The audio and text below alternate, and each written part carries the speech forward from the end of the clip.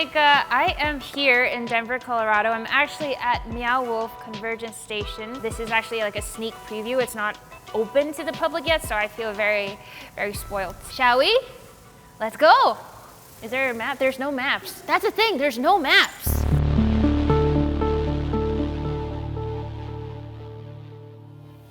First place I went to was all the way to the top. It's called C Street. Basically, it's like this apocalyptic world, almost like an abandoned city. Oh my God, this is like a theme park. The experience feels very much like you're in a video game, like an open world video game. Always something happening in each place you go, and it's up to you to like kind of discover what that is by interacting with like everything around you. Theater. This place is too big. There's so much to explore. There's so many doors. Ah! Oh my God. Okay. The coolest part is just so many doors. There's so many doors. There's a lot of miniature things going on here. It looks like the wrong place to go. I was also given this pass, the Q pass, which apparently, if I see a logo that's like this, I could just tap it, so. Oh my God, that's myself. That's so creepy. Oh my God. Oh wow. Disco party.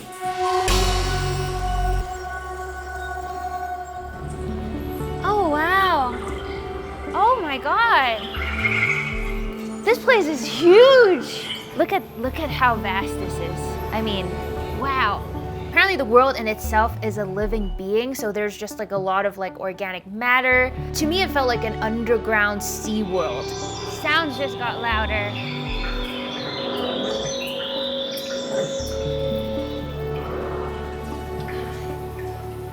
The coolest thing to me in this world was this tiny little secret room at the bottom of this tower that sits in the center of this world. It's literally just a room with like glass windows, and in the middle of this room, there's just this one glass orb that you can roll, and as you're rolling it, the entire place just lights up and kind of is like a burst of colors. So cool.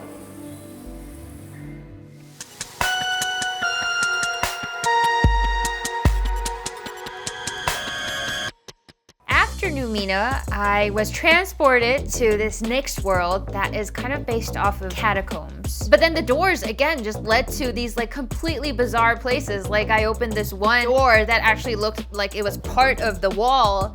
And when I opened it, it was like a pizza party. One of my other favorite rooms was this DJ room. In this room, there really was nothing but like 4 televisions on the wall. But what's really cool about it is that all of these screens are interactive and you can create your own sounds, you can create your own music.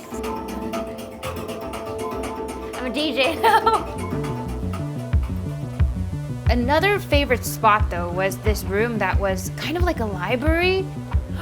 It's about this world. This book is about this world. It's about Numina. I thought that was a really nice touch. This is the best spot right here. Wow.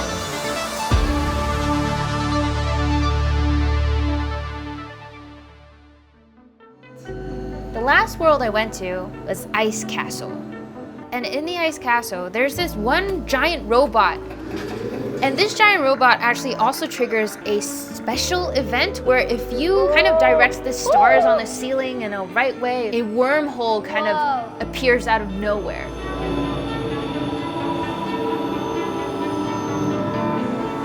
And in the Kaleidoscope Castle itself, kind of big steering wheel in the middle of the castle that controlled the spires up top and you would see them rotate. I also really liked the organ behind the steering wheel. I have been to art installations before, really cool ones, but there's never quite been anything like this. Everything activated something. That's what makes it so unique. I feel like no matter what age you are, when you're in a place like this, you really do just feel like a kid again.